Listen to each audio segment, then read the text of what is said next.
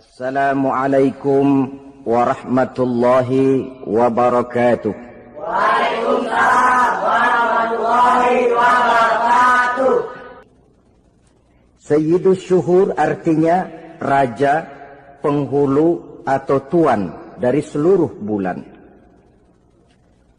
Apa sebabnya maka Ramadan ini dinamakan Sayyidus Syuhur? Sebab yang pertama, Ramadan dipilih oleh Allah menjadi bulan tempat di mana pertama kali diturunkan ayat-ayat suci Al-Quranul Karim. Allah tidak memilih Rabiul Awal, tidak Rajab, tidak pula Sya'ban misalnya, tetapi dipilihnya Ramadan untuk menjadi bulan di mana diturunkan ayat-ayat suci Al-Quranul Karim. Seperti yang dijelaskan dalam surah Al-Baqarah ayat 185, A'udzu billahi minasyaitonir rajim. Syahrul Ramadan allazi unzila fihi al-Qur'an hudan lin-nasi wa bayyinatin minal huda wal furqan. Bulan Ramadan, bulan di mana diturunkan di dalamnya Al-Qur'anul Karim yang merupakan petunjuk dan jalan menuju petunjuk bagi orang-orang yang beriman. Oleh sebab itu, salah satu bentuk ibadah yang sangat dianjurkan di bulan Ramadan diantaranya ialah memperbanyak membaca ayat-ayat suci Al-Quranul Karim. Yang kedua, Ramadan disebut Sayyidus Syuhur karena di dalamnya ada satu malam yang bobotnya khairun min alfi syahr. Satu malam tetapi lebih baik daripada 1000 bulan. Itu dinamakan dengan Lailatul Qadar. 1000 bulan kira-kira 83 tahun. Nilai ibadah di malam itu lebih baik daripada nilai ibadah 83 tahun. Padahal umur orang sekarang kan jarang yang sampai 83 tahun. Bagaimana ini harus kita pahami? Ma'asyiral muslimin, sejak kita akil balik sampai kepada usia kita yang sekarang ini, kalau kita mau jujur bercermin, rasanya kita harus mengakui banyak dosa dan kesalahan yang pernah kita kerjakan. Kalau kita berbuat dosa selama 40 tahun, kemudian kita bertaubat 20 tahun lamanya, kalau menurut rumus dagang, ini kan belum tertutup. Dosa 40 tahun ditebus dengan taubat 20 tahun. Tapi haruskah dosa tidak terampuni? Allah Subhanahu wa ta'ala Maha Penyayang. Disediakannya malam-malam yang istimewa, yang punya nilai khusus. Seolah-olah Allah berkata, hai manusia, kau tidak perlu putus asa. Bagaimanapun banyak dosa kau lakukan, bagaimanapun banyak kesalahan kau kerjakan, nih, aku sediakan satu malam, khairun min alfi syahrin. Lebih baik daripada 1000 bulan yang disebut dengan Lailatul Qadar. Kapan sih Lailatul Qadar itu? Menurut Al-Imamul Ghazali, Lailatul Qadar itu adanya pada 10 hari yang akhir di bulan Ramadan, terutama pada malam-malam ganjil. Malam 21, 23, 25, 27, dan 29. Tapi orang yang ingin menemukan Lailatul Qadar, dia harus sudah berjaga sejak awal Ramadan. Jadi nggak boleh pakai ilmu ngincer. Tahu ilmu ngincer? Tanggal 20 Ramadan nggak terawih, 21 terawih, 22 perek lagi, 23 masuk lagi, 24 nggak ke masjid. Temannya tanya, kenapa nggak ke masjid? Ini kan bukan malam ganjil, nggak turun Lailatul Qadar. Saya kira yang kayak begini dapatnya bukan Lailatul Qadar, boleh jadi Lailatul Qadar. Orang yang ingin menemukan Lailatul Qadar itu, dia harus berjaga-jaga sejak awal Ramadan. Inilah di antara tugas kita, memanfaatkan waktu-waktu yang punya nilai istimewa. Itu ada dalam agama. Dalam setiap minggu ada hari istimewa. Dalam setiap hari ada jam-jam istimewa. Dalam setiap tahun ada bulan istimewa. Coba, dalam setiap minggu ada hari istimewa, hari Jumat. Dalam setiap hari ada jam-jam istimewa, sepertiga malam yang terakhir. Antara jam 2 sampai menjelang fajar di kala subuh, itu saat-saat istimewa. Di samping saat istimewa, Allah pun menyediakan tempat-tempat yang istimewa. Solat di Masjidil Haram, pahalanya 100.000 kali ketimbang solat di masjid-masjid lain. Begitu di Masjid Nabawi misalnya, ini tempat yang istimewa. Lailatul Qadar, waktu yang istimewa yang diberikan kepada kita untuk kita manfaatkan dengan sebaik-baiknya. Toh dalam kehidupan bernegara saja misalnya, kan pada setiap tanggal 17 Agustus itu presiden memberikan grasi ampunan kepada para entah itu tahanan politik dan sebagainya. Ada yang mendapat potongan tahanan. Waktu-waktu yang istimewa. Inilah sebab kedua kenapa Ramadan dinamakan Sayyidus Syuhur. Sebab yang ketiga, Ramadan disebut Sayyidus Syuhur karena di dalamnya nilai kebajikan berlipat ganda adanya. Satu hadis menjelaskan, "Lau ta'lamu ummati ma fi Ramadan, latamannau an takuna as-sanatu kullaha Ramadan."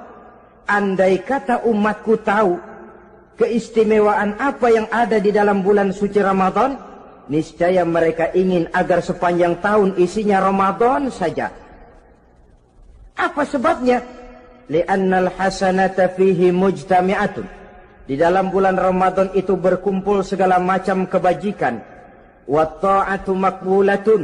Segala perbuatan taat diterima oleh Allah. Wa da'awati mustajabatun. Segala macam doa dan permohonan dikabulkan oleh Allah. Wa dzunuba maghfuratun. Dan segala macam dosa diampuni oleh Allah Subhanahu wa ta'ala. Berlipat gandanya nilai kebajikan yang kita kerjakan di bulan suci Ramadan. Itu sebabnya seorang muslim dalam menyambut bulan suci Ramadan penuh dengan sikap kegembiraan. Kata baginda Nabi, "Man fariha bidukhuli Ramadan, haramallahu jasadahu 'alan niran." Siapa orang yang gembira dengan datangnya bulan suci Ramadan, Allah haramkan badannya dari api neraka. Gembira menyambut Ramadan artinya bagaimana? Apa Ramadan datang terus bakar petasan? Bukan. Pukul beduk? Bukan. Apa gunanya pukul beduk kalau nggak puasa? Apa gunanya bakar mercon kalau tidak melaksanakan ibadah di bulan suci Ramadan? Gembira menyambut datangnya Ramadan dalam arti mempersiapkan diri untuk melaksanakan ibadah dengan sebaik-baiknya di bulan suci Ramadan ini. Ma'asyiral muslimin rahimakumullah. Yang terakhir, kenapa Ramadan disebut Sayyidus Syuhur? Karena di dalam bulan suci Ramadan ada perintah melaksanakan ibadah puasa. Apa istimewanya ibadah puasa? Pertama, yang dipanggil untuk melaksanakan puasa itu iman. Ini panggilan istimewa. Allah menyatakan, "Ya ayyuhalladzina amanu, kutiba alaikumussyam." Hai orang-orang yang beriman, diwajibkan atas kamu berpuasa. Iman yang dipanggil untuk melaksanakan ibadah puasa. Contoh, satu hari di depan rumah kita lewat tukang pepaya, tukang duku, tukang duren. Kita panggil satu tukang pepaya. "Bang, pepaya, berhenti dulu sebentar." Kira-kira yang merasa tukang pepaya berhenti enggak? Berhenti. Ini tukang duku sama tukang duren berhenti enggak? Tidak. Tentu tidak berhenti karena tidak dipanggil. Ini Ramadan yang dipanggil orang-orang beriman. Hai orang-orang yang beriman, berhenti dulu sebentar. Berhenti apa? Berhenti makan di waktu siang, berhenti minum di waktu siang. Yang merasa beriman, berhenti. Yang tidak beriman, langsung. Biar Ramadan siang-siang makan jalan terus, ngerokok ngelepus terus. Kenapa? Tidak beriman, tidak merasa terpanggil oleh ayat tadi. Sekarang tukang pepaya lewat di depan rumah. Kita panggil, bang pepaya berhenti dulu. Dia dengar tapi nggak mau berhenti. Apa kita bilang? Kang pepaya budak. Dipanggil nggak mau berhenti. Ini ada orang ngaku beriman kepada Allah. Ramadan dipanggil disuruh berhenti makan siang. Nggak berhenti juga. Mukmin budak. Disuruh berhenti minum di waktu siang, nggak berhenti juga, mukmin budak. Ini istimewanya puasa. Panggilan difokuskan kepada iman. Hai orang-orang yang beriman. Allah tidak bilang hai orang-orang yang sudah masuk Islam. Tidak. Ya ayyuhallazina aslamu. Tidak. Ya ayyuhallazina amanu yang dipanggil. Hai orang-orang yang beriman. Nilai nurani yang paling dalam itu yang dipanggil melaksanakan ibadah puasa. Lalu orang beriman yang bagaimana yang wajib puasa? Pertama dia sudah balik. Yang kedua berakal sehat. Yang ketiga dia mampu berpuasa. Orang beriman macam ini balik, berakal sehat, mampu melaksanakan puasa. Kalau cukup syarat ini dia wajib puasa. Kurang syarat tidak wajib puasa. Jadi kalau di bulan Ramadan ada teman kita tidak puasa, jangan heran barangkali syaratnya kurang. Cukup dalam hati saja, ini orang kurang syarat. Makanya nggak puasa. Pak, itu teman saya kok nggak puasa? Nggak puasa, nggak puasa. Dia bukan orang beriman kali ah. Orang yang tidak beriman itu tidak wajib puasa. Beriman kok Pak? Iman. Tapi nggak puasa, nggak puasa. Belum balik kali ah. Belum balik, cuma badan doang gede. Bongsor kali itu. Belum balik. Sudah kok Pak, sudah balik. Sudah. Tapi nggak puasa, enggak. Gila kali dia ah. Gila kali sebab orang yang tidak berakal itu tidak wajib puasa. Waras Pak, dia tidak gila. Tidak. Barangkali dia tidak mampu melaksanakan puasa karena terkena uzur syar'i. Ini keistimewaan puasa yang pertama yang dipanggil melaksanakannya iman. Keistimewaan yang kedua, oleh karena yang dipanggil iman, maka puasa dinamakan ibadah sirriyah. Ibadah rahasia. Kalau kita sembahyang, orang lihat kan? Lihat enggak? Lihat. Kita bayar zakat, orang tahu. Kita pergi haji, apalagi pergi haji, sekampung nganterin. Tapi kita puasa atau tidak puasa, yang tahu kan cuma kita dan Allah saja. Pura-pura sedekah, nggak bisa. Pura-pura sholat, ketahuan. Gerakannya mesti canggung. Pura-pura pergi haji, kemana perginya? Tapi pura-pura puasa, gampang. Namanya ibadah sirriyah.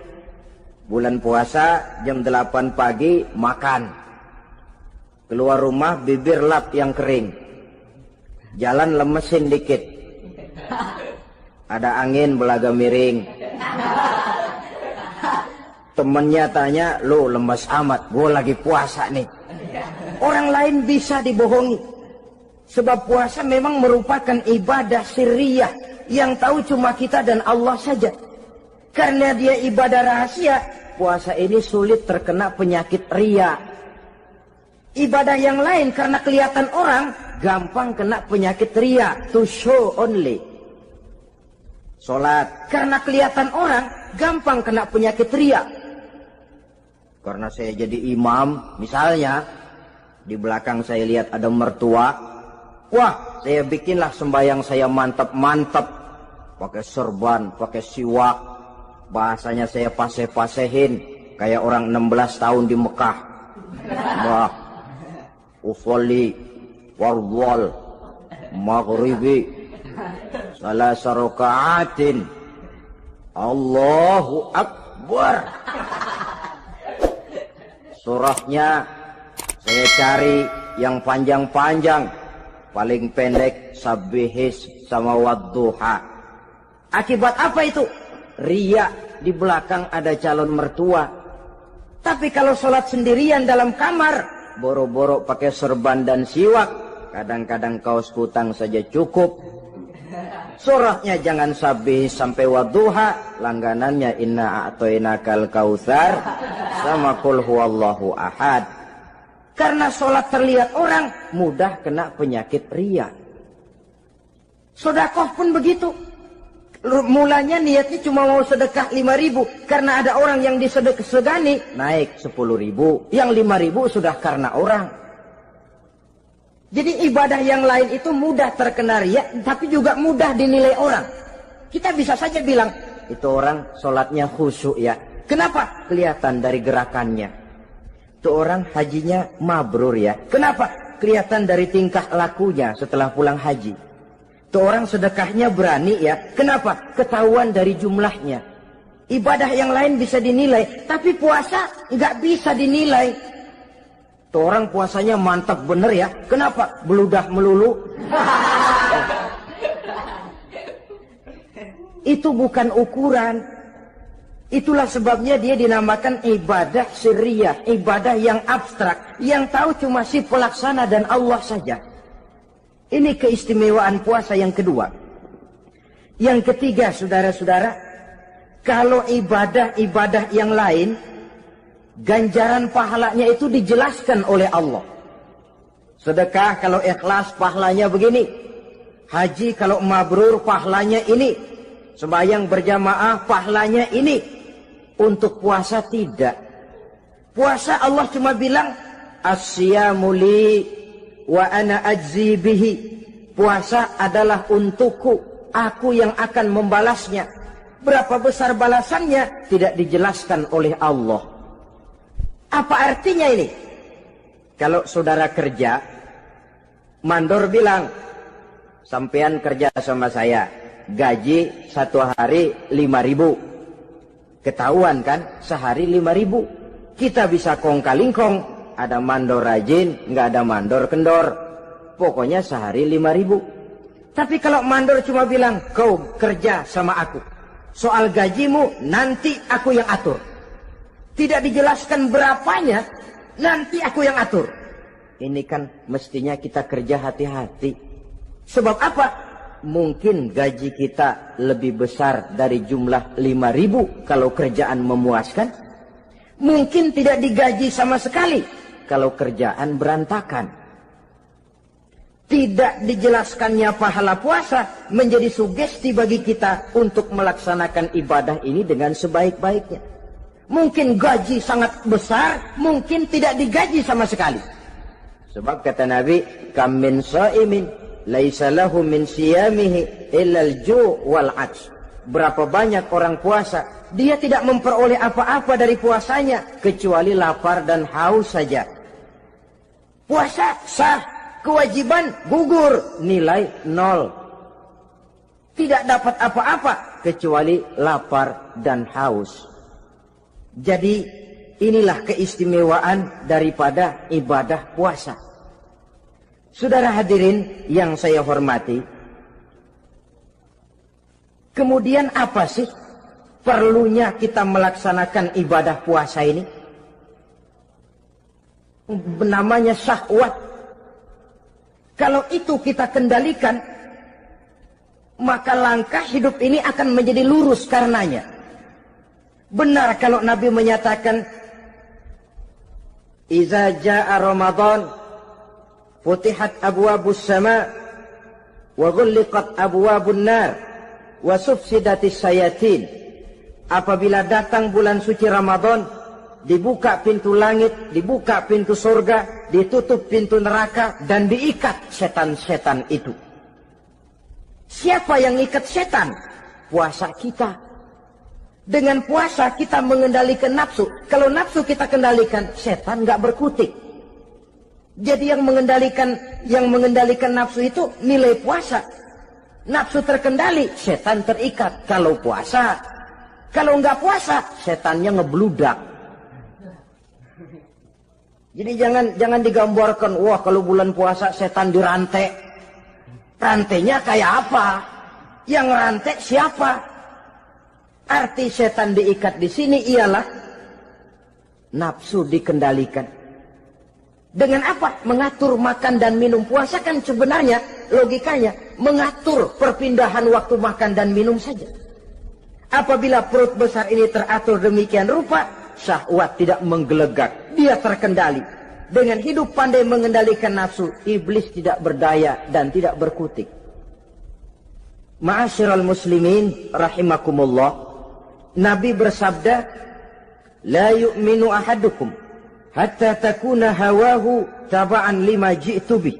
Belum sempurna iman kamu kalau nafsumu belum ikut apa yang aku bawa. Yang dibawa Nabi tidak lain daripada syariat, termasuk di dalamnya pelaksanaan ibadah puasa. Karena itu saya pesan kepada seluruhnya, jangan kalau puasa kayak orang ngancem. Siang bisa mengendalikan nafsu, tapi begitu maghrib berbunyi, nafsu sudah tidak terkendalikan lagi. Itu namanya puasa orang ngancem. Kayaknya, biarin siang gua tahan, ntar lo maghrib. Begitu maghrib berbunyi, sudah macam bendungan pecah. Semua isi meja pindah ke perut. Akhirnya, kalau siang dia setengah mati kelaparan, habis buka setengah mati kekenyangan. Dua-duanya jelek. Kalau sudah kekenyangan, yang enak kan ngukur balik. Tidur. Maghrib liwat, isya out, trawek boten. Temennya nyamper ke masjid yuk, trawek duluan deh, gua kenyang bener nih. Kenyang. Berbuka itu yang bagus pakai etik ya. Etika buka itu. Maghrib berbunyi, cukup seteguk air, 3 butir korma atau sepotong kue. Sholat maghrib. Selesai sholat maghrib, masuk ronde kedua. Waktunya agak panjang. Makan ala qadarnya. Selesai makan, berangkat ke masjid. Isya, tarawih.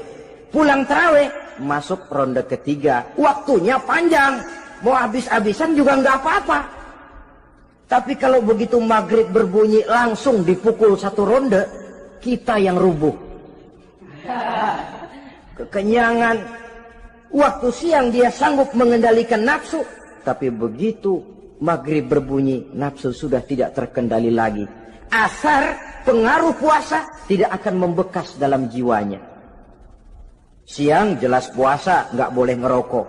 Begitu maghrib sampai imsak kayak lokomotif. Kelebul, nggak berhenti-berhenti. Tidak lagi sanggup mengendalikan diri. Mumpung boleh, katanya. Sampai pernah kejadian ada orang bangun sahur kesiangan. Bingung dia, waktunya tinggal dikit.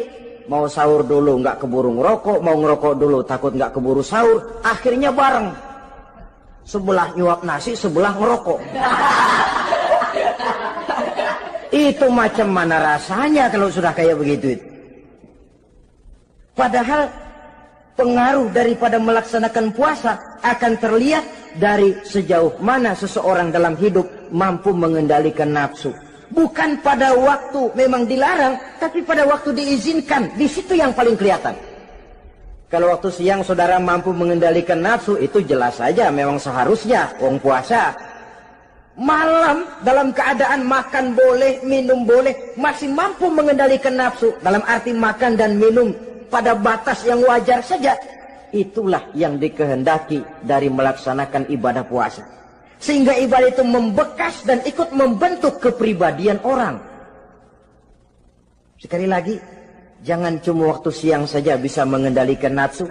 Di waktu malam pun dalam kondisi yang memang dihalalkan, kita juga hendaknya mampu mengendalikan nafsu.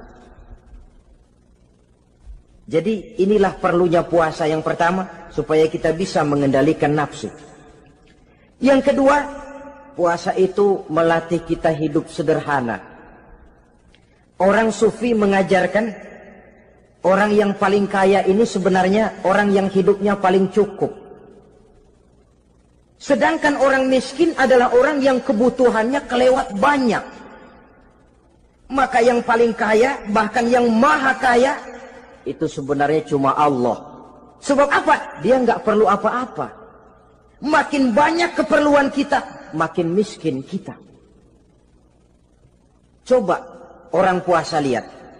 Kalau sudah jam 2, jam 3, itulah barangkali memang termasuk godaannya dalam melaksanakan ibadah puasa. Kalau jam 1 siang, jam 2 siang, jangankan makanan enak, nangka busuk kita lihat legit. Barangkali cobaan di dalam melaksanakan ibadah puasa. Tapi kalau sudah maghrib berbunyi, berbuka kita kena seteguk air, sepotong roti, 3 butir korma, kenyang rasanya. Kemana keinginan yang tadi begitu menggebu-gebu? Oh, bisikan nafsu rupanya itu. Makin dalam kita merenung, makin sampai kita kepada bentuk kesederhanaan di dalam hidup ini. Puasa membentuk pribadi seorang muslim untuk jauh daripada sifat tamak bin rakus alias rakah. Tamak itu berasal dari kalimat toma dalam bahasa Arab yang sifatnya sudah terukir dari hurufnya. Huruf to, tengahnya bolong. Huruf mim, tengahnya bolong. Huruf ain, mulutnya mangap, perutnya gede. Jadi orang tamak macam itulah. Apapun yang diberikan Allah tidak pernah ada cukupnya dan tidak pernah ada syukurnya. Sehingga Nabi menjelaskan, lau anna libni Adam wadiyani min zahabin labtagha lahuma thalisan wala yamla'u jawfa ibna Adam illa turab. Andai kata manusia mempunyai 2 buah ladang yang seluruhnya emas, tidak usah kepalang tanggung, ladang emas, 2 ladang semuanya ladang emas, dia tidak akan puas, dia akan mencari lagi ladang yang ketiga. Wala yamla'u jawfa ibna Adam illa turab. Mulut manusia ini memang tidak akan pernah penuh kecuali kalau sudah diisi dengan tanah.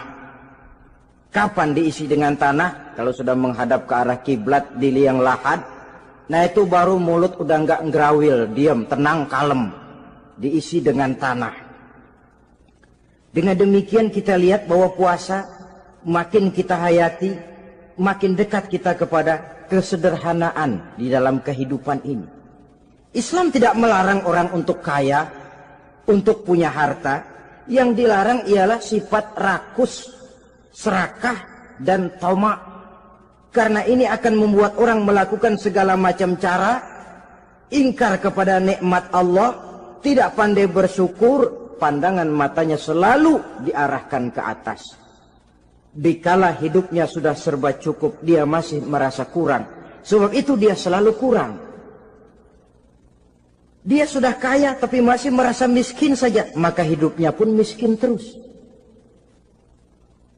Saudara-saudara ma'asyiral muslimin, ini hikmah yang kedua kenapa kita perlu puasa. Yang ketiga, puasa itu melatih kita cinta kepada fakir miskin, orang-orang yang tidak mampu, yang memerlukan pertolongan. Bagaimana caranya? Dunia pendidikan berkata bahwa pendidikan akan lebih berhasil kalau bersifat audiovisual. Mengajar anak berenang, bawa ke kolam. Mengajar anak naik sepeda, berikan sepedanya. Mengajar orang cinta fakir miskin, rasakan apa yang dirasakan oleh fakir miskin. Apa itu? Lapar, haus. Kan nggak bisa ngajarin anak berenang teori saja. Ke kolam nggak pernah. Teori hafal luar kepala. Gaya dada begini, gaya 200 meter begini, gaya kupu-kupu begini, gaya bebas begini. Teori hafal ke kolam nggak pernah. Sekali terjun, gaya batu. Sudah nggak timbul-timbul lagi. Nggak bisa ngajar anak naik sepeda cuma teori saja. Sepedanya tidak pernah diberikan. Hafal teori, bab 1 pegang setang. Bab 2 dorong. Bab 3 kaki kanan naik pedal kanan. Bab 4 genjot. Hafal teori, megang sepeda nggak pernah. Begitu dikasih sepeda, dia naik, habis tukang bakso. Pun mendidik orang cinta kepada fakir miskin tidak bisa cuma lewat seminar, kongres, penataran, indoktrinasi. Diadakan simposium, seminar, diskusi, supaya orang cinta kepada fakir miskin. Tapi yang bicara orang kenyang semua. Bagaimana hati ini mau peka? Islam itu nggak usah banyak teori lah. Rasakan saja lapar, haus, enak nggak? Kalau kau tahu lapar dan haus tidak enak, kau lapar, haus cuma sebentar. Habis maghrib, laparmu hilang, hausmu hilang. Bagaimana saudara-saudaramu muslimin yang terkapar di kolong-kolong jembatan? Yatim piatu yang hidup terlunta-lunta. Perempuan-perempuan tua hidup miskin, anak pun banyak perlu uluran tangan. Lapangan kerja sulit, persaingan hidup makin tajam. Meringkuk mereka di sudut-sudut kehidupan. Beratap langit, beralas bumi, tanpa tahu kapan hidup dan nasibnya akan berubah. Di situ pekaklah hati untuk hidup tidak cuma buat kepentingan diri dan perut sendiri saja, tapi mampu memberikan pertolongan sesuai dengan kemampuan kepada mereka yang memang memerlukan. Sebuah hadis menyatakan, irhamu ahlal ardi yarhamkum man fis sama.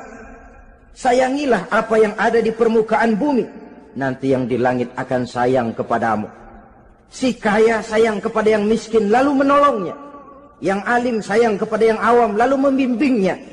Yang pemimpin sayang kepada rakyat lalu melindunginya. Yang di langit akan sayang kepada kita, akan turun rahmah berlimpah, akan tercipta keberkahan dan ketenangan dalam hidup. Tapi kalau sebaliknya, yang kaya malah nyantap yang miskin, yang pemimpin malah menggilas yang rakyat, yang alim malah membodoh-bodohi orang yang memang sudah bodoh, akan terwujudlah malapetaka. Bukan rahmah yang turun dari langit, tapi azab akan menimpa kita semua. Orang yang menghayati lapar, menghayati haus, akan timbul kepekaan sosial. Hidup tidak cuma untuk diri sendiri saja, tapi mampu melihat lingkungannya. Yang keempat, kita perlu puasa untuk menumbuhkan sifat jujur dan disiplin. Coba lihat, kalau tengah hari bulan puasa, andai kata saudara masuk ke dalam kamar seorang diri, saudara kunci dari luar, lalu saudara makan, tidak seorang pun tahu. Tapi kenapa itu tidak kita lakukan? Ada semacam perasaan malu. Malu kepada Allah. Iya, orang lain tidak tahu. Iya, manusia bisa saya bohongi, tapi Allah. Atau umpamanya waktu sholat zuhur, saudara sholat zuhur di masjid, umpama ketika ngambil air wudhu, giliran ke kemur, saudara korupsi dikit aja, telan. Yang Nabi sumu tasihhu, berpuasalah kamu, badanmu akan sehat. Sebab apa? Saya katakan tadi, semua energi dihasilkan dari perut besar sini. Itu makanan yang kita makan, mulai dari keju sampai singkong, mulai dari hamburger sampai combro, masuk perut besar, digiling, lalu ditransfer ke seluruh tubuh oleh perut besar ini. Mekanisme kerjanya persis pabrik besar yang kalau kita hayati, Allahu Akbar, Fatabarakallah ahsanul khaliqin. Ini tangan supaya kuat kerja perlu vitamin apa? Kirim ke tangan. Mata supaya awas perlu vitamin apa? Kirim ke mata. Bibir supaya nggak pecah perlu vitamin apa? Kirim ke bibir. Oleh perut besar ditransfer ke seluruh tubuh. Sisanya yang nggak perlu keluar jalan belakang. Kalau perut besar ini terus-menerus bekerja, ibarat mesin diporsir, dia akan cepat rusak. Maka datang bulan Ramadan, perut besar itu jangan terlalu diporsir, diberikan tenggang waktu istirahat. Sehingga Nabi memberikan jaminan sumu tasihhu, berpuasalah kamu, pasti kamu akan sehat. Buktinya orang mati kelaparan banyak, tapi yang mati karena puasa, kalau puasanya betul, nggak ada. Maka Islam itu agama yang sesuai dengan fitrah ya. Buktinya apa? Puasa wisol itu bukan saja tidak boleh, tapi haram. Puasa wisol artinya puasa nyambung. Dari pagi sampai maghrib, sampai malam, sampai besok pagi lagi terus-terusan puasa, haram. Karena itu bertentangan dengan fitrah. Islam tidak, cukup dari waktu imsak sampai datang waktu maghrib. Kenapa? Menurut perhitungan itu sesuai dengan daya kemampuan maksimal manusia. Sudah diukur itu. Allah yang bikin manusia kok. Jadi kalau Allah perintah puasa, itu sudah dalam kemampuan daya tampung dari kapasitas yang dimiliki manusia. Orang mati kelaparan banyak, yang mati karena puasa nggak ada. Belum pernah saya dengar ada warta berita, sari berita-berita penting dalam siaran ini, gara-gara bulan puasa orang Islam pada mati. Nggak ada. Yang mati kelaparan banyak, tapi yang mati karena puasa tidak ada. Nabi menjamin sumu tasihu. Berpuasalah kamu, pasti badanmu akan sehat. Ma'asyiral muslimin, kalau sudah tahu kita apa perlunya kita berpuasa, pembicaraan akan saya lanjutkan bagaimana seharusnya kita puasa. Puasa yang ideal itu yang bagaimana? Al-Imamul Ghazali menjelaskan, orang yang puasa itu ada 3 macam. Pertama, saumul awam, puasanya orang kebanyakan. Orang macam ini merasa sudah puasa asal tidak makan, tidak minum, puasa sudah. Pokoknya tidak makan, tidak minum, itulah puasa. Ini puasanya orang awam. Matanya tidak pernah puasa, kupingnya tidak puasa, kakinya tidak puasa, tangannya tidak puasa. Ini puasa orang awam, kebanyakan.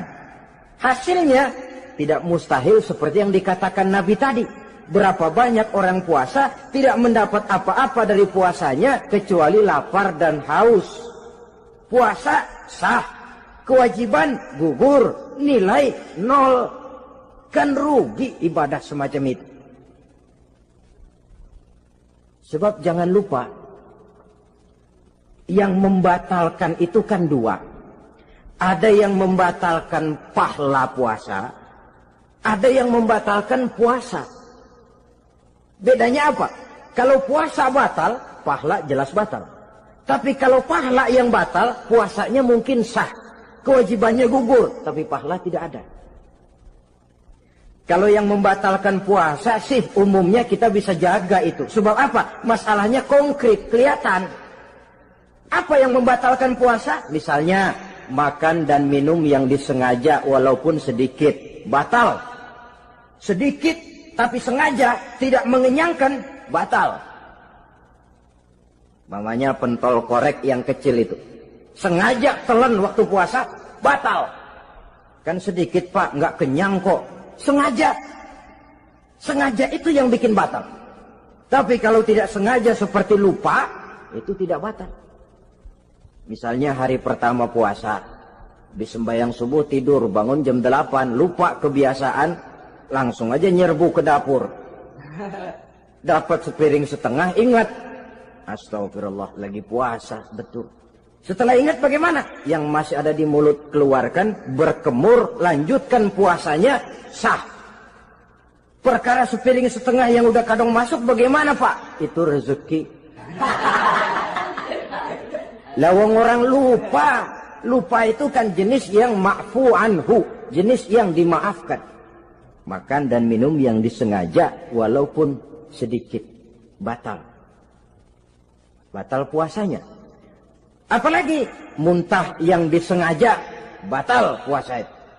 Ukuran sengaja kan kita tahu. Apalagi hilang akal, seperti gila atau pingsan, batal puasa. Apalagi hubungan suami istri di waktu siang secara sengaja, batal. Kalau sengaja. Kalau nggak sengaja, enggak. Namanya nggak sengaja,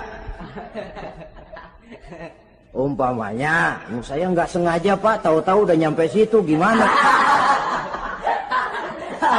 Yang nggak batal, cuma begitu ingat, buru-buru selesai mandi, lanjutkan puasanya, sah. Jangan begitu ingat sih, ingat Pak puasa, cuman tanggung. Nah, ini tanggung ini yang bikin jadi batal. Dan jangan lupa, orang yang membatalkan puasa karena hubungan suami istri, dendanya paling berat. Seorang sahabat pernah lapor, halaktu ya Rasulullah, ya Rasul, celaka saya. Ma ahlakaka, apa yang bikin kamu celaka? Saya lagi puasa Ramadan ya Rasulullah, saya nggak tahan. Lalu saya nyelonong sama istri saya, pengantin baru ini rupanya. Nyelonong bagaimana? Dia nyelonong.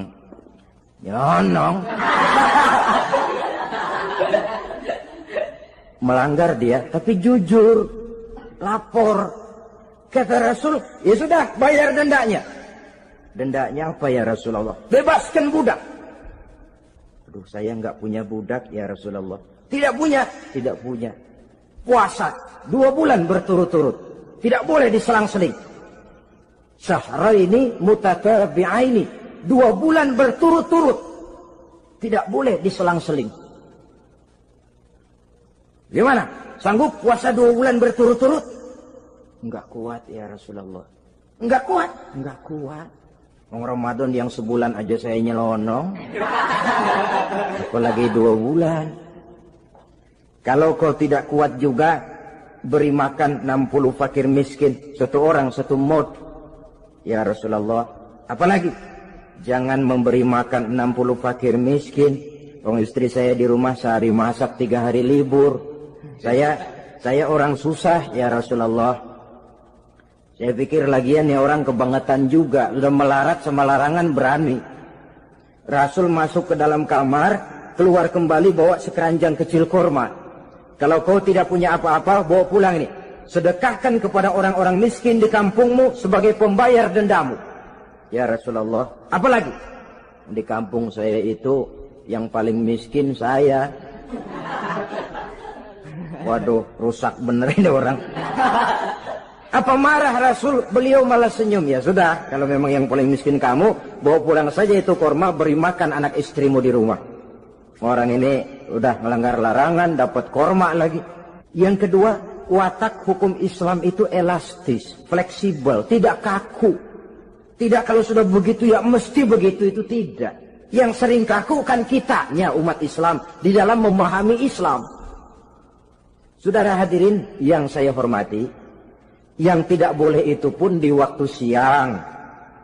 Kalau malam sejak maghrib sampai sebelum imsak, pada awal perintah puasa tidak boleh. Tapi ternyata banyak juga yang nyerempet-nyerempet. Sampai Allah turunkan, uhilla lakum lailatas siyami arrafasu ila nisaikum. Dihalalkan bagi kamu pada malam puasa bergaul dengan istrimu. Jadi barangkali di antara pendengar ini ada yang pengantin baru, tolong sabarlah di waktu siang. Tunggu maghrib berbunyi. Kalau sudah maghrib habis buka, mau buka lagi juga nggak apa-apa. Terserah saja.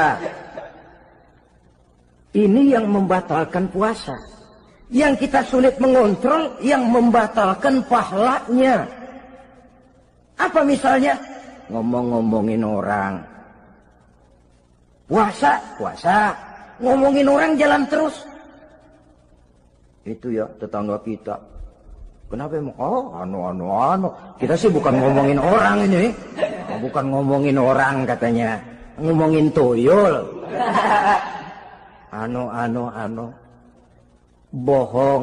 Orang puasa bohong, apa puasanya batal? Tidak. Puasanya sah. Yang batal mungkin pahalanya. Saudara-saudara ma'asyiral muslimin rahimakumullah.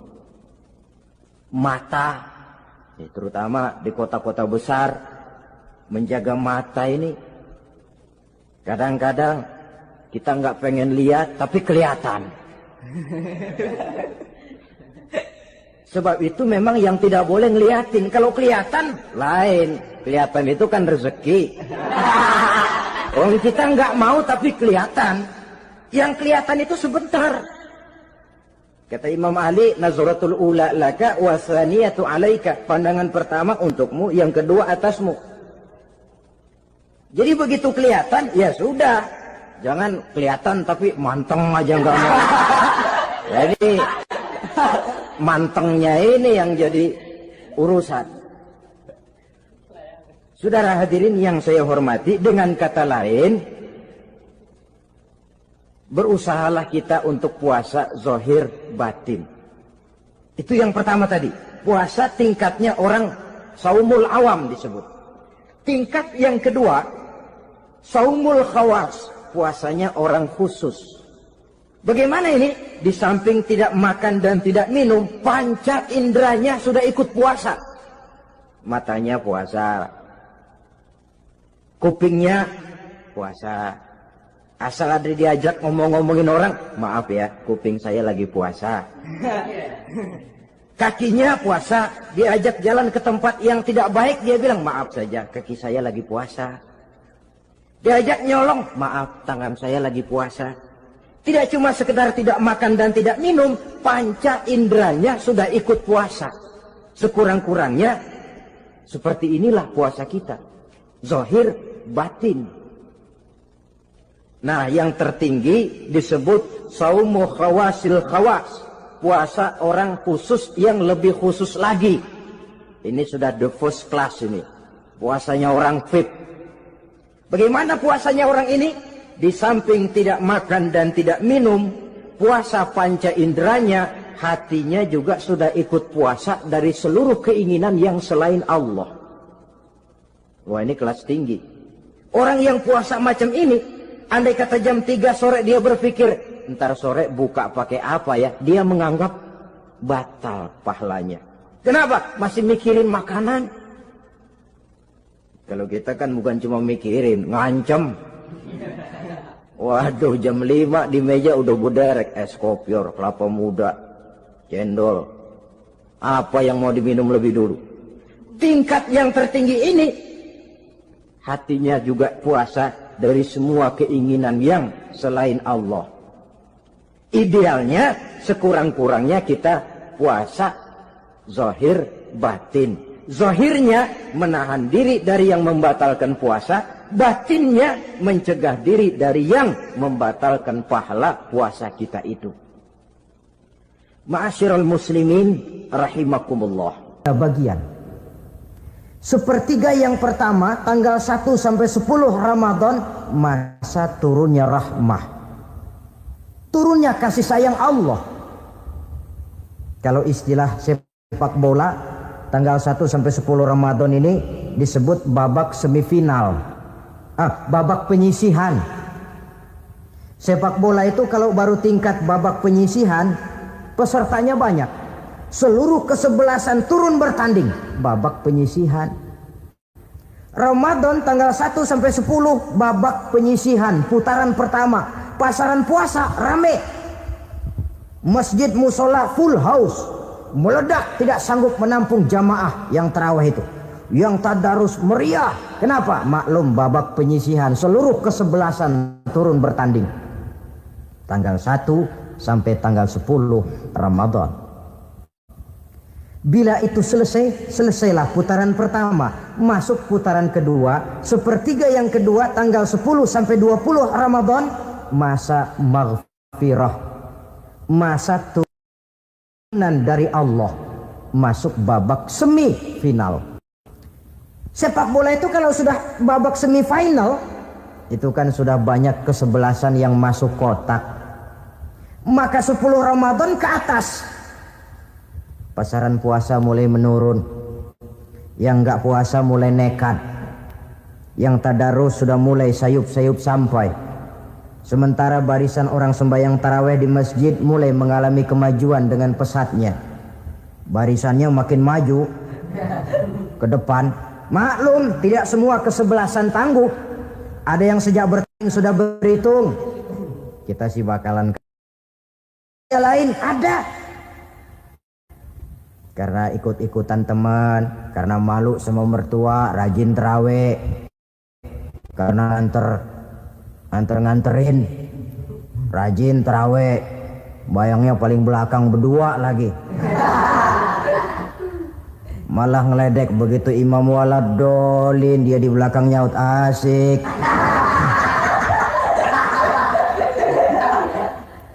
Yang kayak begini ini sudah nggak bakal tahan lama, akan gugur di babak semifinal. Puncaknya putaran terakhir tanggal 20 sampai akhir Ramadan, masa itkun minan nar, masa pembebasan dari api neraka, masuk babak final. Kalau sudah babak final, ya pesertanya nggak banyak sudah. Ramadan tanggal 20 ke atas babak final, pesertanya nggak banyak. Sebab apa?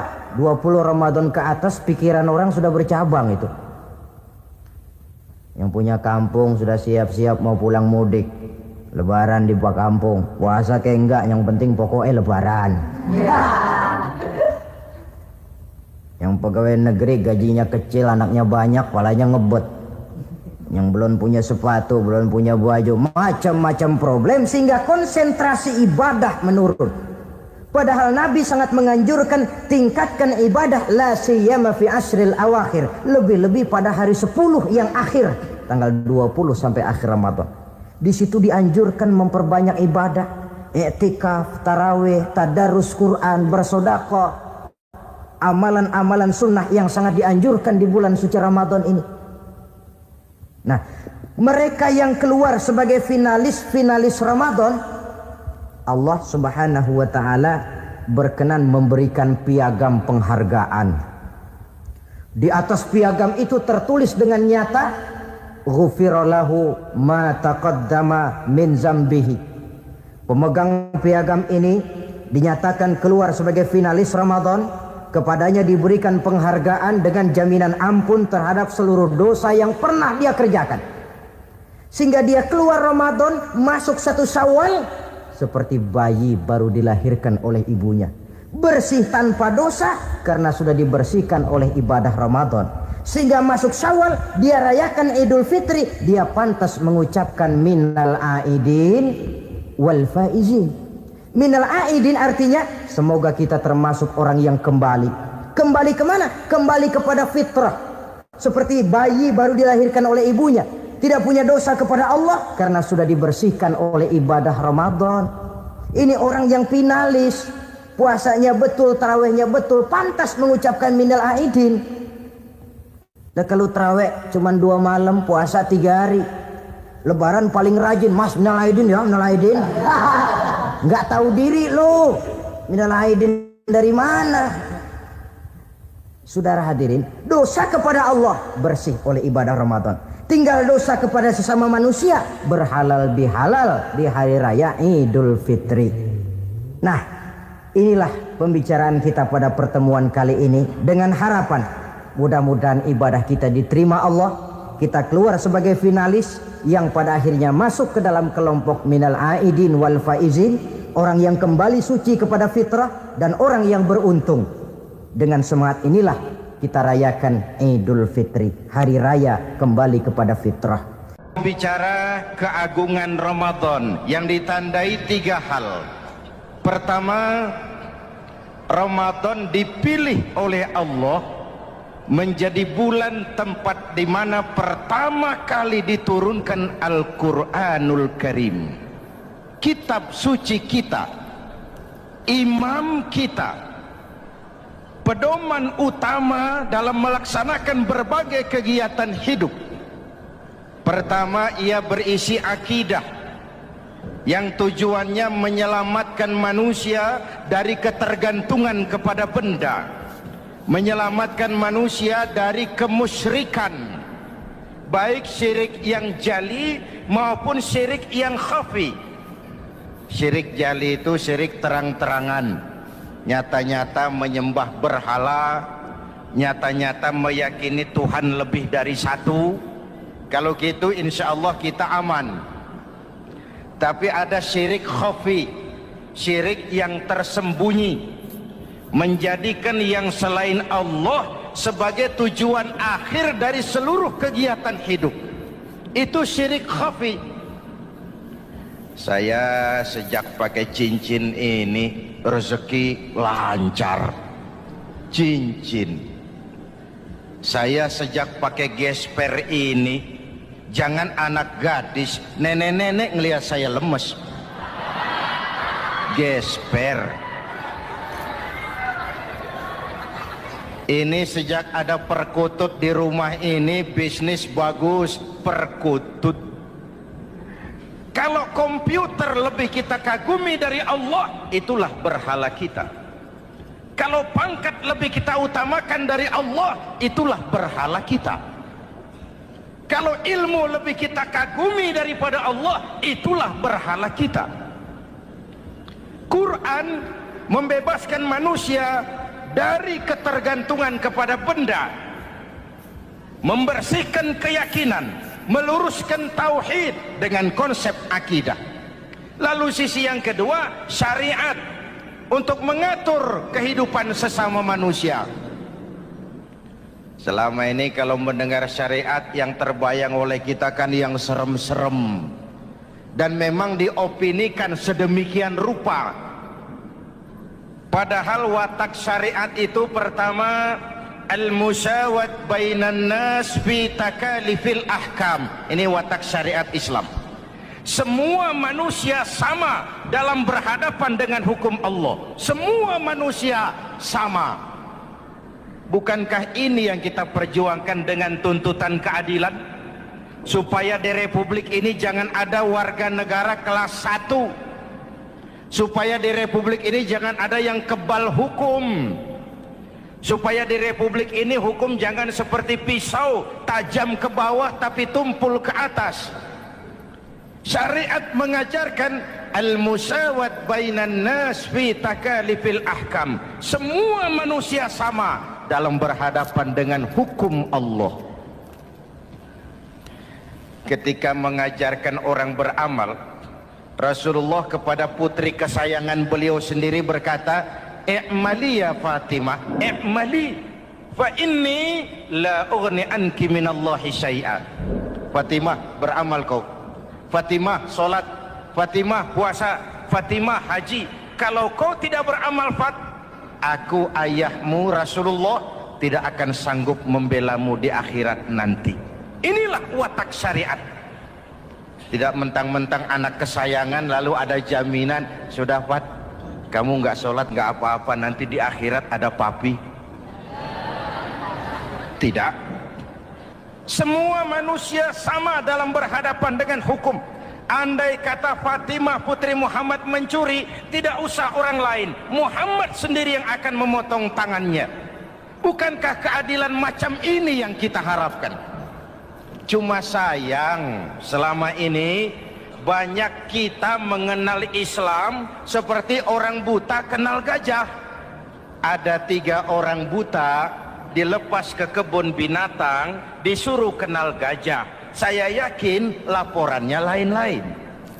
Orang buta pertama bilang, "Pak, gajah tipis lebar kayak kipas."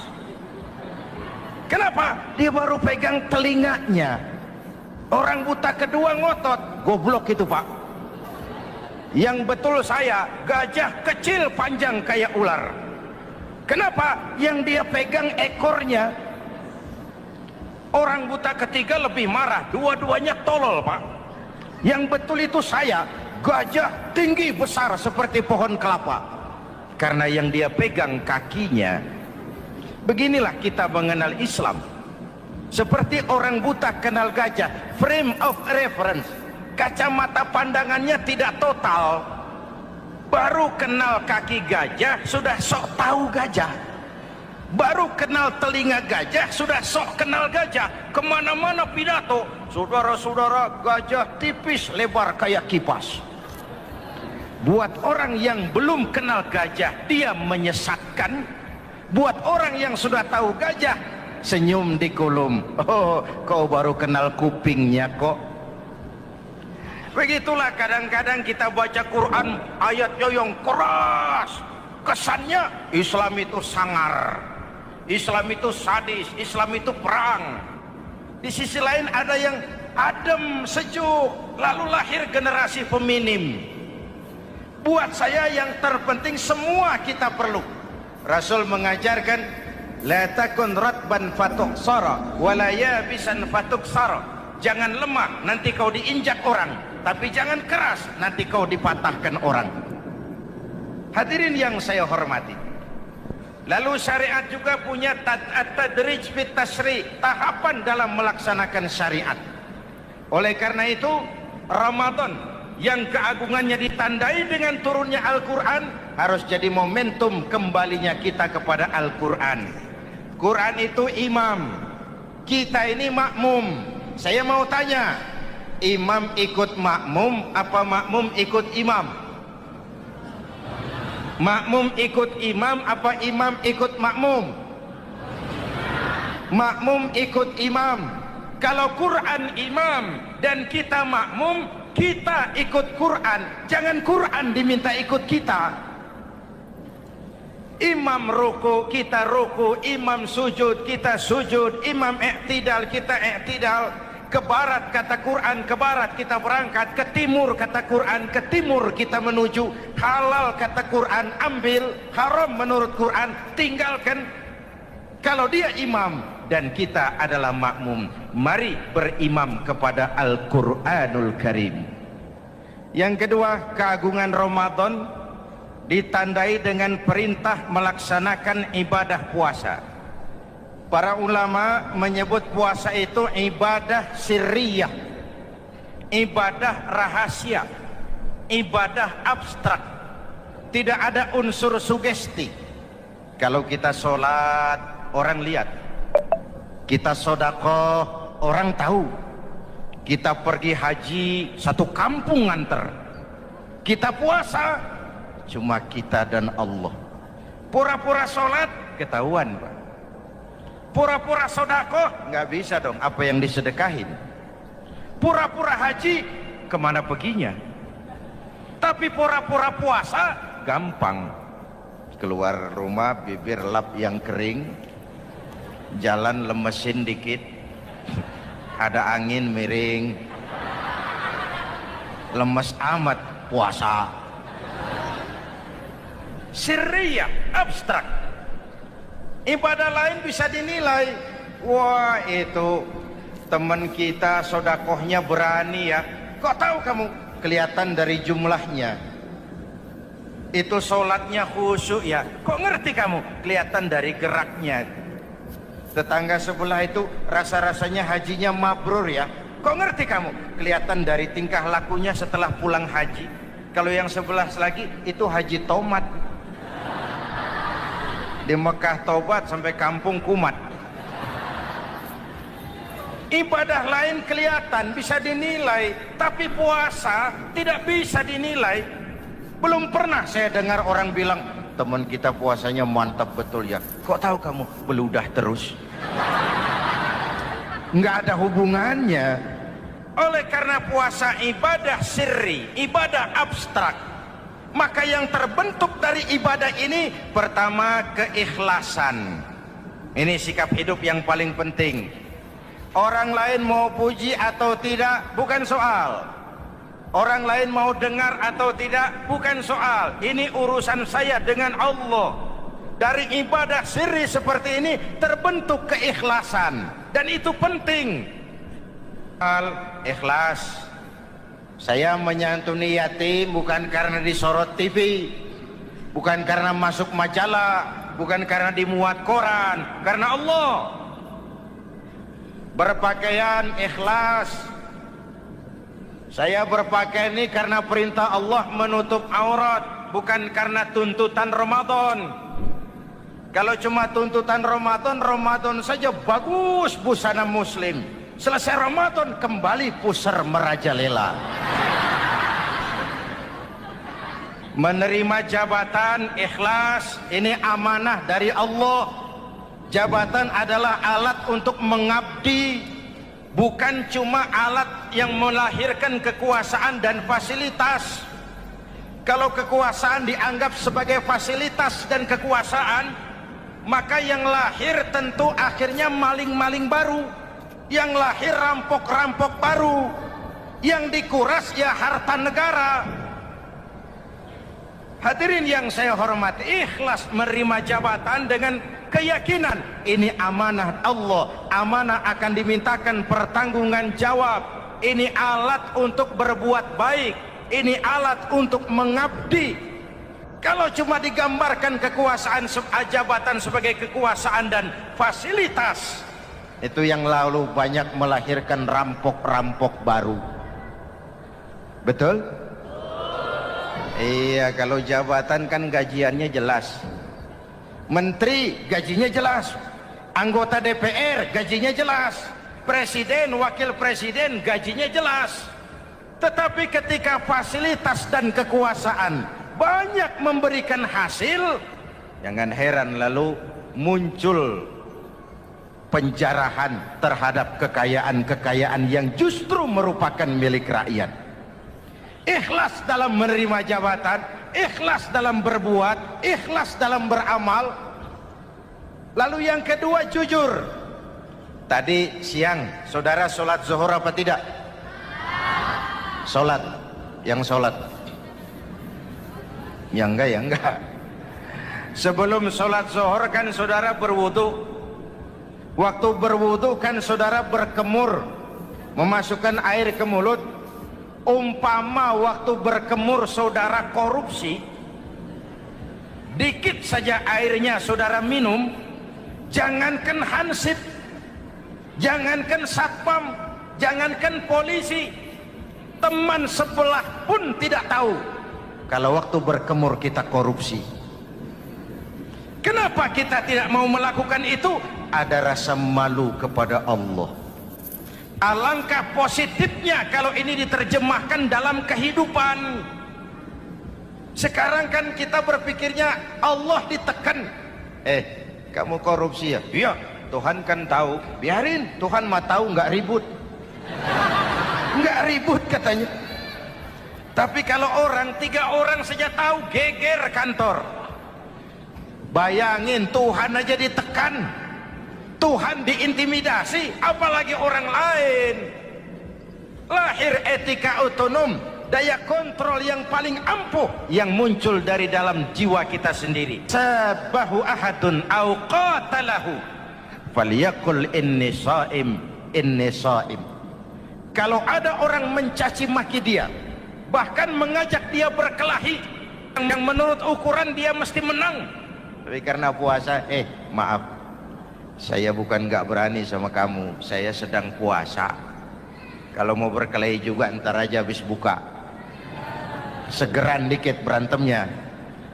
Ini shaim, maaf saya sedang berpuasa. Itu merupakan benteng. Orang itu kan kalau lagi puasa kondisi lapar, haus, temperamen kan tinggi. Sedikit tersinggung temperatur naik, sama marah gampang. Kalau waktu begitu dia bisa sabar, ketika kenyang sudah nggak ada masalah. Sabar baik dalam taat kepada Allah. Kalau ibadah berpuasa kita baik, kita yang malam ini pasti bukan kita 20 hari yang lalu. Kita yang malam ini, kita yang sudah ditempa oleh penggojologan Ramadan, ditempa oleh kawah candra di mukanya Ramadan, sehingga membias dalam pembentukan pribadi. Setiap ibadah yang dikerjakan dengan benar pasti punya dampak positif dalam meluruskan moral orang yang melaksanakan ibadah itu sendiri. Jangan sampai terjebak kepada rutinitas ritual. Akhirnya seperti yang sering saya ungkapkan, sholat rajin, maksiat tekun, baca Quran mau, fitnah orang hobi. Sedekah ya sedekah, tapi nyolongnya lebih gede dari sedekahnya. Sedekahnya cuma untuk ngumpetin korupsinya. Akhirnya jadi lipstik, akhirnya jadi dekorasi. Setiap ibadah yang dikerjakan dengan benar punya dampak positif dalam meluruskan moral dan memperbaiki akhlak orang yang melaksanakan ibadah itu sendiri. Begitulah Ramadan, ada pelaksanaan ibadah puasa. Dan untuk puasa Nabi bersabda, lis-shaimi farhatani, Farhatun indal iftar wa farhatun inda liqa'i rabbih. Buat orang yang berpuasa ada dua kegembiraan yang tidak dimiliki oleh yang tidak melaksanakan puasa. Dua kegembiraan. Pertama, farhatun indal iftar, kegembiraan menjelang saat-saat berbuka. Hati itu besar, rasa optimisme, padahal bukanya cuma sama tempe, sama tahu, sama ikan asin.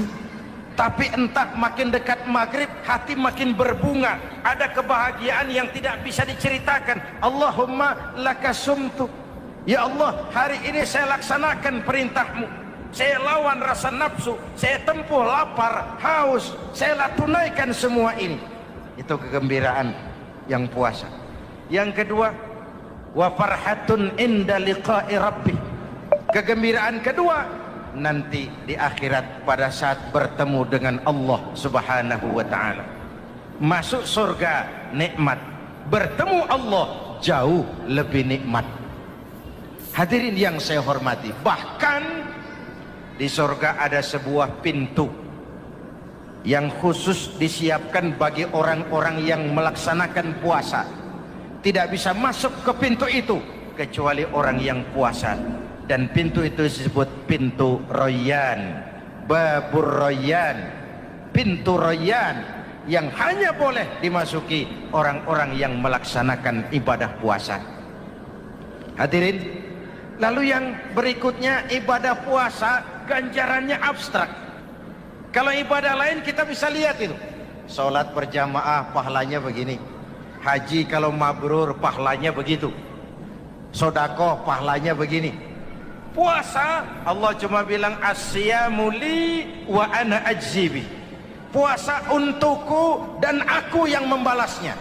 Berapa besar balasan Allah tidak diberitahu. Artinya apa? Kalau saudara kerja, mandor bilang, mas kau kerja sama saya, gajimu sebulan 5 juta. Ketahuan sebulan 5 juta. Kita kan bisa kong kaling kong, ada mandor rajin, tidak ada mandor kendor. Pokoknya jatah 5 juta. Tapi kalau mandor cuma bilang, mas kau kerja sama aku, soal gajimu nanti aku yang atur, berapa besarnya nggak dikasih tahu. Aturan seperti ini harusnya membuat kita kerja lebih hati-hati. Sebab apa? Mungkin gaji kita sama saja 5 juta kalau kerja biasa-biasa, mungkin jauh lebih besar kalau pekerjaan memuaskan, mungkin tidak digaji sama sekali kalau pekerjaan sembarangan. Tidak dijelaskannya gambaran pahala puasa menjadi sugesti untuk melaksanakan ibadah puasa ini dengan sebaik-baiknya. Hadirin yang saya cintai, yang ketiga soal keagungan Ramadan ini. Di dalam bulan Ramadan ada satu malam yang bobotnya khairun min alfi syahrin. Satu malam tapi lebih baik daripada 1000 bulan, yang kita kenal dengan malam Qadar atau Lailatul Qadar. Sementara itu adanya pada sepertiga yang akhir dari bulan Ramadan, terutama di malam-malam ganjil. Di negeri kita lihat terjadi pergeseran nilai. Awal-awal Ramadan minggu pertama pasar sepi, masjid ramai, full house, meledak. Betul? Padahal Rasul memberikan contoh, kalau sudah masuk sepertiga yang akhir Ramadan, beliau sing-singkan lengan baju, hamparkan sajadah, lebih banyak di masjid daripada di rumah. Itu baginda Rasul. Sing-singkan lengan baju, hamparkan sajadah, lebih banyak di masjid daripada di rumah. Hadirin yang saya hormati, di situ makna meraih kemenangan. Karena itu lebaran lain dengan Idul Fitri. Lebaran siapa saja boleh ikutan, tapi Idul Fitri milik orang yang melaksanakan ibadah Ramadan dengan baik. Nah, saya kembali kepada Lailatul Qadar. Semua kita, kecil atau besar, sengaja atau tidak, khilaf atau terpaksa, pasti punya yang namanya dosa. Di sini semua yang hadir nih, include saya, apa ada yang tidak punya dosa? Ayo, jujur. Apa ada di antara kita di sini yang nggak punya salah? Apa ada yang nggak punya dosa? Setiap kita, kecil, besar, sedikit, banyak, terlupa, terpaksa, pasti punya salah. Sekarang kalau mau hitung dagang, kita diberi umur 65, 40 tahun penuh dosa, lalu taubat 25 tahun. Menurut neraca hukum dagang belum seimbang. Dosa 40 tahun ditebus taubat 25 tahun. Menurut neraca hukum dagang. Untung Allah tidak dagang-dagangan kepada kita. Di Ramadan ini Allah ngobrol pahala. Di Ramadan ini Allah membuka pintu rahmah yang seluas-luasnya. Sampai-sampai ada hadis qudsi, "Lau amiltumul khataya hatta mala'atis sama, thumma nadimtum, fataballahu alaikum." Kalaupun kamu berbuat dosa, penuh langit dengan dosamu, kemudian kamu menyesal dan bertaubat, Allah pasti akan menerima taubatmu. Hadirin yang saya hormati, inilah momentum Ramadan, saat dimana kita melakukan pemutihan diri. Masih ingat cerita dalam kitab Durratun Nasihin? Saya ulang lagi cerita ini untuk sugesti. Ada buajingan tengik, pernah membunuh 99 orang. Satu saat hidayah datang kepadanya, terniat ingin bertaubat. Dicarinya seorang ustadz. Ketemu ustadz kepala ngajar. Ustadz, ya, apa? Saya mau taubat. Diterima apa tidak taubat saya? Emangnya dosa kamu apa? Saya pernah membunuh 99 orang, ustadz. Ustadznya melotot. Wih, banyak amat. Enggak segampang itu nyawa hak prerogatif Allah. Cuma Allah yang berhak ngambil. Membunuh tanpa alasan yang benar, dosa besar. Dosamu kelewat banyak, mas. Enggak bisa. Dia ponis lebih dulu kayak surga milik bapak moyangnya. Ini preman kita pikir, ini ustadz saya niat baik-baik kok ngomongnya enggak enak. Daripada 99 tanggung, saya lempengin aja nih urusan. Dibabat lagi ustadz, tamat, selesai, pas, cepet. Niat taubatnya masih terus. Dia mengembara sampai ketemu seorang ustadz yang bijak. Waalaikumsalam ustadz. Assalam. Ada apa? Ustadz, saya mau taubat, diterima apa enggak sih? Oh, sebelum mentari terbit dari sebelah barat, sebelum napasmu sampai di tenggorokan, Allah akan menerima taubatmu. Boleh jadi dosamu besar, tapi ampunan Allah lebih besar dari dosamu. Begitu Ustadz. Iya. Cuman ngomong-ngomong, dosamu apa sih? Ustadz, saya sih tadinya cuma bunuh 99 orang. Terus ada ustadz ngomongnya nggak enak, jadi saya cukupin 100. Oh, taubatmu diterima asal benar-benar. Cuma begini saja, kampungmu kampung brengsek tuh, lingkunganmu nggak sehat. Kalau kau pulang ke sana lagi, niat taubatmu bisa lentur dan luntur. Kamu pindah saja, hijrah ke kampung lain yang lebih baik. Baik Ustadz, terima kasih. Wah, ngepak koper, pindah. Belum sampai ke kampung yang dituju, ajal datang merenggut nyawa. Ketika roh keluar dari jasad, ini malaikat rahmah dengan malaikat azab rebutan. Kata malaikat rahmah, ini jatah saya. Orang ini sudah taubat, tempatnya di surga. Kata malaikat azab, nanti dulu. Taubat si taubat, 100 bagaimana urusannya? Bertengkar. Akhirnya Allah mengutus malaikat Jibril, kau adili.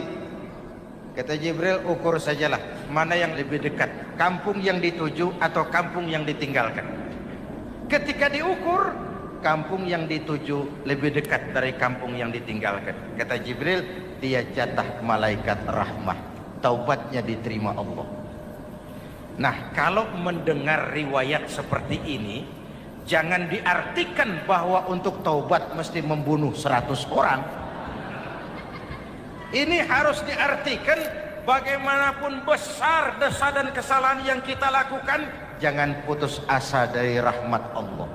Sebaliknya, bagaimanapun banyak kebaikan yang kita kerjakan, jangan puas hati dan sombong diri. Kita belum tahu akhir perjalanan hidup ini. Kita hanya berbuat dan berbuat. Kepastian itu haknya Allah.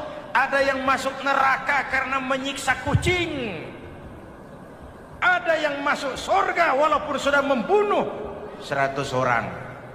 Bahkan kalau nanti saudara di surga ketemu orang-orang soleh, saudara nggak usah kaget.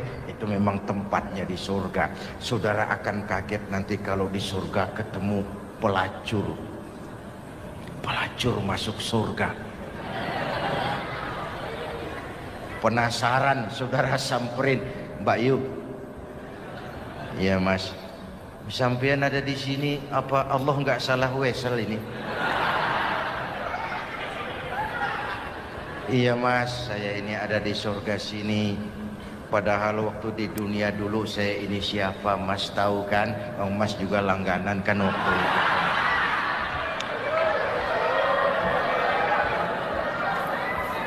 Tapi terus terang saja Mas, waktu di dunia itu saya terpaksa betul. Sejak lahir saya sudah yatim piatu. Sejak kecil sudah yatim piatu. Ada tetangga saya muslim sedikit kaya, tapi pelitnya 17 setan. Akhirnya demi tuntutan perut saya merantau ke kota besar. Ada yang nolong, katanya kerjanya ringan, uangnya lumayan. Apa? Yaitu demi sesuap nasi saya lakoni. Satu malam saya lagi berangkat dagang, lewat masjid Baitul Ihsan. Ada ceramah, saya dengar dari jauh, ustadznya pidato, katanya Allah berpesan, "Lau amiltumul khataya hatta mala'atis sama, thumma nadimtum, fataballahu alaikum." Kalaupun kamu berbuat dosa, penuh langit dengan dosamu, lalu kau menyesal dan bertaubat, Allah pasti akan menerima taubatmu. Mendengar hadis itu Mas, berlinang air mata saya. Terbayang dosa-dosa yang pernah saya lakukan. Terbayang orang-orang yang pernah menanamkan modal asing.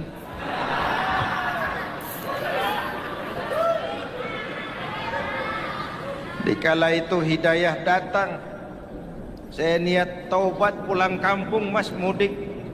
Lagi ngepak koper mau mudik, tamu datang, saya bilang mulai malam ini saya berhenti dagang. Taubat saya sebenar-benarnya, taubat saya diterima Allah. Walaupun mampir dulu, transit dulu di tempat lain, akhirnya saya sampai juga ke sini. Inilah Ramadan. Orang baik bukan orang yang tidak pernah salah, karena tidak ada orang yang tidak pernah salah. Orang baik kalau dia berbuat salah, dia segera sadar, dijadikannya sebagai pelajaran untuk tidak diulanginya lagi di masa yang akan datang. Maka Nabi berpesan, tuba liman syaghalahu aibuhu an uyubin nas. Beruntung benar orang yang kekurangan dirinya menyebabkan dia sibuk sampai tidak sempat mencari-cari kekurangan orang lain. Tapi celaka benar orang yang terlalu sibuk mencari-cari kekurangan orang lain sampai lupa dengan kekurangan dirinya sendiri. Hadirin, karena itu menurut Al-Imamul Ghazali, Lailatul Qadar itu malam istimewa. adanya pada sepertiga yang akhir di malam-malam ganjil. 21, 23, 25, 27, 29. Tetapi yang ingin mendapatkan Lailatul Qadar harus berjaga-jaga sejak awal Ramadan. Nggak bisa pakai ilmu ngancem. Wah, ini 21 malam nih. Nggak keluar-keluar dari masjid.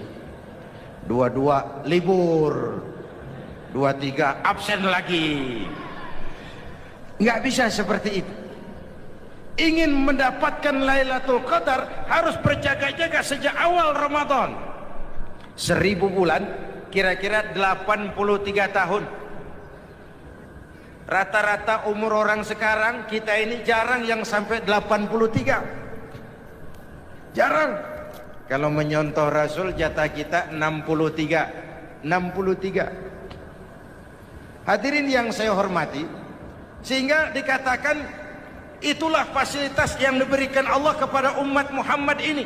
Walaupun umurnya relatif pendek, tapi amaliyahnya tidak kalah dengan umat zaman dulu. Benar, Nabi Nuh umurnya 950 tahun. Ibadah umatnya berarti panjang, tetapi mereka tidak ada Lailatul Qadarnya. Benar, Nabi Adam umurnya panjang, 2000 tahun, umatnya rata-rata sekian. Tetapi tidak ada nilai tambah yang diberikan Allah kepada mereka. Kita umat Muhammad ini umur relatif pendek. Kalau nyontoh Nabi 63 tahun. Betul. Tapi bayangkan, ada Lailatul Qadar yang nilainya khairun min alfi syahrin, lebih baik daripada 1000 bulan. Dan 1000 bulan 83 tahun. Kalau 10 tahun berturut-turut memanfaatkan Lailatul Qadar, maka artinya umur kita sudah sama dengan umur umat Nabi Nuh alaihi salam. Kualitas ibadahnya yang saya maksud. Tugas kita memanfaatkan peluang-peluang seperti ini dan mengisinya dengan berbagai kegiatan-kegiatan ibadah. Mumpung Allah menyediakan itu buat kita bersama. Tahun depan nggak ada jaminan kita ketemu Ramadan lagi. Karena itu mumpung senyampang ini diberikan kesempatan memasuki minggu-minggu 10 yang terakhir dari Ramadan, sing-singkan lengan baju, hamparkan sajadah, dan berusaha lebih banyak di masjid daripada di rumah. Hadirin yang saya hormati, dari pembicaraan singkat yang saya sampaikan, Ramadan menjadi agung oleh karena 3 hal. Pertama, ia dipilih menjadi bulan tempat di mana pertama kali diturunkan ayat-ayat suci Al-Quran. Karenanya Ramadan disebut juga sebagai Syahrul Quran, bulan Al-Quran. Karenanya Ramadan juga kita lebih intens memasuki kehidupan Al-Quran sebagai makmum dan kita sebagai imam. Jika Quran adalah imam dan kita adalah makmum, maka konsekuensinya makmum harus ikut imam, bukan imam yang ikut makmum. Yang kedua, keagungan Ramadan ditandai dengan pelaksanaan ibadah puasa.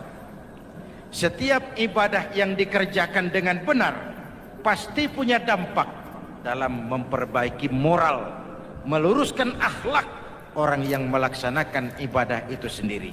Maka bulan suci Ramadan menjadilah kawah candra di muka, menjadi bulan training, bulan latihan.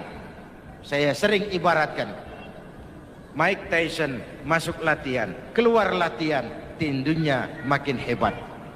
Hewitt masuk latihan, keluar latihan, tenisnya makin canggih. Zinedine Zidane masuk latihan, keluar latihan, sepak bolanya makin hebat. Kalau latihan tiap hari, main kalah terus, orang kan ngomong, buat apa latihan? Kita sebulan penuh latihan supaya bulan-bulan sesudah Ramadan nanti kita jangan sampai kalah dalam permainan hidup ini. Hidup ini kan permainan. Ada yang sekarang ini main sebagai pedagang, main sebagai pejabat, main sebagai pengusaha, main sebagai seniman. Hidup ini permainan. Wa mal hadhil hayatud dunya illa lahwun wa la'ib. Ini cuma permainan. Senarionya sudah ditetapkan oleh sang sutradara Allah Azza wa Jalla. Ini permainan saja. Maka bermainlah sesuai dengan aturan main. Karena hidup memang permainan. Tapi jangan main-main. Walaupun ini permainan, bermainlah dengan benar. Jangan main-main. Kalau main-main, kalah. Sepak bola, permainan. Main-main, kalah. Bulu tangkis, permainan.